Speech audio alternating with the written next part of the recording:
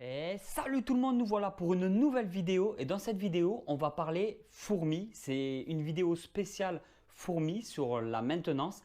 Je vais donner quelques informations, je ne donnerai pas toutes les informations. Ça sera au fur et à mesure des vidéos qu'on apprendra l'élevage des fourmis. Là pour l'instant je vais juste vous montrer quelques petites méthodes, quelques petites techniques, quelques petits matériels qu'il vous faudra avoir pour commencer un élevage de fourmis dans les règles et faire ça correctement. On va voir ensemble un peu l'évolution des Liasus parce que j'avais fait une vidéo sur comment créer un tube de fondation pour y mettre des jeunes colonies de fourmis ou au moins une gyne seule pour qu'elles puissent pondre. Et là, on va voir ça ensemble parce que justement, j'ai eu des œufs, j'ai eu des larves. Actuellement, sur cette espèce-là, j'ai des cocons.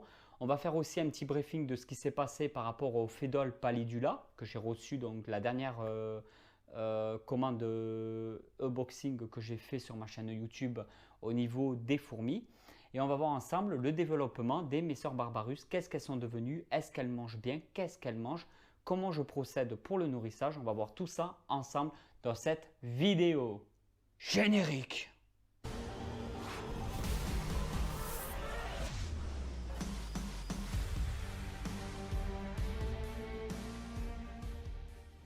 Donc au niveau de ce nid que j'avais acheté chez Microphone, que vous avez le boxing, je suis vraiment ravi de l'avoir. C'est vraiment de la qualité. Je suis très ravi. Alors ici, nous avons la partie détritus de la colonie. Alors moi, j'utilise ça, hein, une petite pince, et ensuite comme ça, hop, je ramasse les détritus et régulièrement j'enlève les détritus.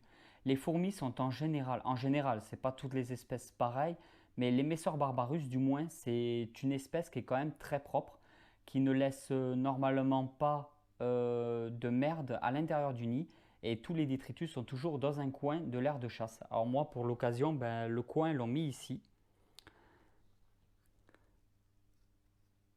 Ici, donc, nous avons la colonie à ce niveau-là. Nous avons le grenier de graines qui se trouve ici. Et ensuite, à ce niveau-là, nous avons pour l'hygrométrie du nid, comme je vous en avais déjà parlé dans une vidéo.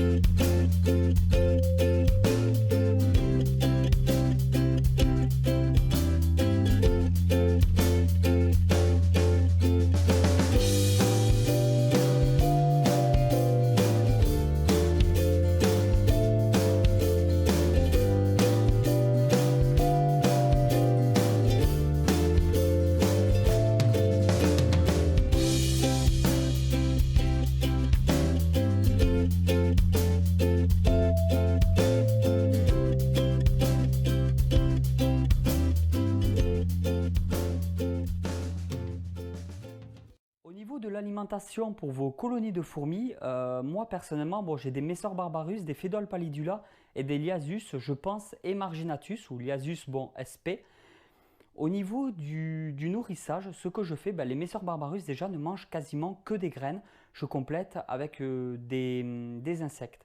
Pour les petites fondations, on peut mettre du liquide, donc du pseudomiella. Je ferai des recettes en vidéo pour créer du pseudomiella.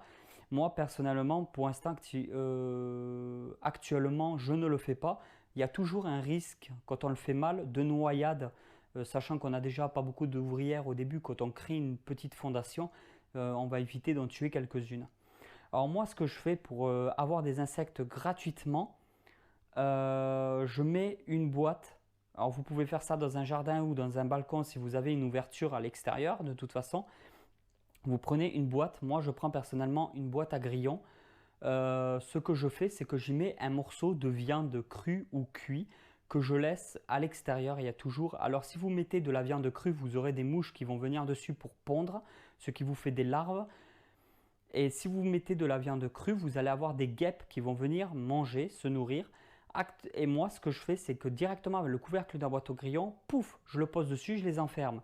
ce qui fait que j'ai toujours des mouches ou des guêpes à profusion et je mets la boîte directement comme ça avec la viande à l'intérieur au congélateur. Au bout de 5 minutes, les guêpes ou les mouches sont mortes. Je les mets dans une autre boîte et je les laisse minimum 48 heures au congélateur avant de les donner. Là, je suis en train de me faire tout un stock d'insectes pour cet hiver, pour mes colonies de fourmis. C'est génial de faire comme ça, je trouve ça génial. Je suis trop content d'avoir trouvé cette petite méthode pour avoir des insectes en guise de nourriture pour les fourmis et gratuitement. Donc voilà, pour vous donner une idée, elle se trouve à l'intérieur de ces boîtes-là et j'ai autant de guêpes que de mouches. Alors voilà, une alimentation congelée de guêpes et de mouches. Alors là, je dois en avoir une quinzaine, une vingtaine. C'est la récolte de à peu près 2 journées ou de 3 journées. À enfermer des boîtes, à les mettre un peu au congélo. Voilà, je mets un petit bout de viande, elles viennent, je ferme et hop, congélo 5 minutes et je les mets dans une autre boîte, etc. etc. Voilà, faites attention quand même de ne pas vous faire piquer par des guêpes. Ça peut être un petit peu agressif. Faites gaffe à ça, mais bon, moi je pose la boîte comme ça directement avec le morceau de viande. En plus, ils ne peuvent pas voir parce que la boîte n'est pas transparente. Et après, avec le couvercle, je fais pouf et voilà, au congélo. Petite méthode à la Snake Reptile pour avoir des insectes gratuitement sans se prendre la tête. Attention, je parle d'insectes pour nourrir des fourmis. Je ne parle pas d'insectes pour nourrir des reptiles. Je ne me permettrai pas de faire ça pour le nourrissage de mes reptiles. Là, nous sommes sur des vidéos du mercredi, nous sommes sur des vidéos spéciales fourmis. Pour les reptiles, moi, si j'ai besoin d'insectes, je vais les acheter dans des magasins spécialisés.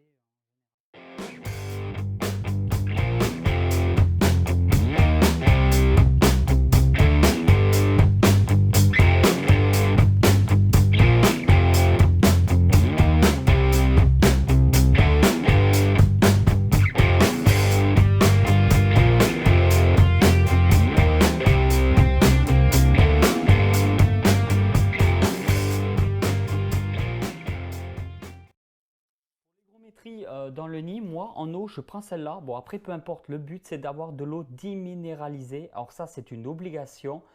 Là, c'est marqué que c'est une eau alimentaire à usage non alimentaire, à un usage ménager. Peu importe, il ne faut pas qu'il y ait d'odeur dans l'eau, il ne faut pas qu'il y ait de choses comme ça. Le but, c'est d'avoir de l'eau déminéralisée. Peu importe ce que vous achetez, il faut de l'eau déminéralisée. Rien de toxique, bien évidemment. Juste de l'eau déminéralisée. Oui, je sais, je fais que me répéter. Et en fin de compte, moi j'ai pris des bidons comme ça vaut vraiment rien du tout. Je ne sais plus combien, mais enfin, là c'est du 5 litres. Mais vous prenez une bouteille d'1 litre, de 2 litres, voilà, ça vaut même pas 1 euro quoi, de l'eau déminéralisée. Donc ça vaut le coup parce que vous en avez pour je ne sais pas combien de mois, donc c'est nickel. Et j'utilise ça pour remplir justement la réserve d'eau du nid, ce qui permet de créer l'hygrométrie à l'intérieur du nid. Et j'ai vraiment aucun problème en faisant comme ça. Il faut vraiment suivre les indications. Voilà, je ne sais pas comment ils font sur les autres sites internet, mais sur le site Microphone, là où j'ai commandé les nids que j'ai actuellement, c'est vrai que tout est indiqué. Vous avez la fiche d'élevage de l'espèce que vous avez achetée et vous avez toujours une indication comment faire pour humidifier votre nid, tout ça. Vous avez toujours une fiche explicative sur le site quand vous commandez chez Microphone. Alors ici, je vais vous présenter donc une gine Liasus. Liasus, je pense, Emarginatus, je ne suis pas sûr. Si vous pouvez me confirmer pour ceux qui connaissent dans les commentaires de la vidéo, je veux bien savoir ce que vous en pensez. Pour moi, c'est une gine Liasus Emarginatus. Et là, on va voir ensemble donc qu'il y a ces premiers cocons et déjà des nouvelles larves. Ah. Donc je vais vraiment pas tarder, d'ici une semaine, il me semble, à avoir les premières ouvrières. Elle a déjà répondu et il y a déjà des larves. Une fois que les premiers cocons vont s'ouvrir, je vais pouvoir la nourrir en lui donnant à manger à l'entrée de ce tube. Alors, je pense commencer à la nourrir directement juste avec des insectes congelés.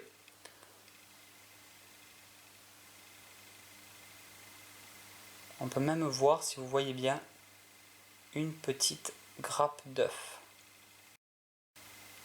Il faut 1 mois en moyenne entre l'œuf et la première ouvrière.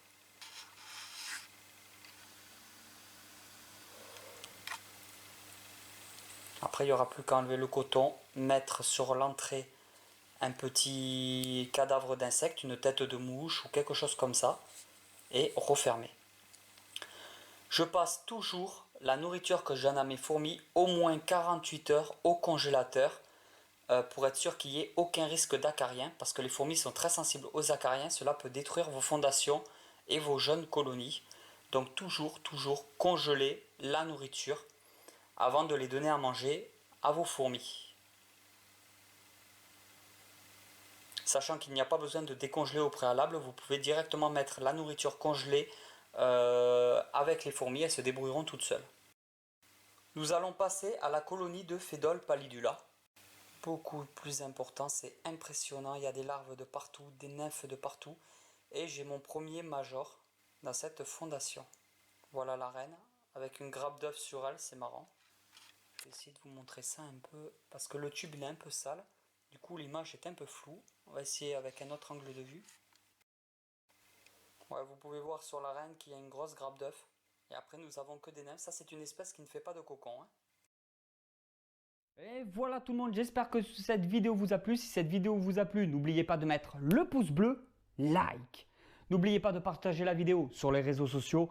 Et moi je vous dis à vendredi 20 h pour une vidéo spéciale élevage de reptiles, ou à mercredi 14 h pour une nouvelle vidéo spéciale élevage de fourmis. Allez tout le monde, ciao ciao.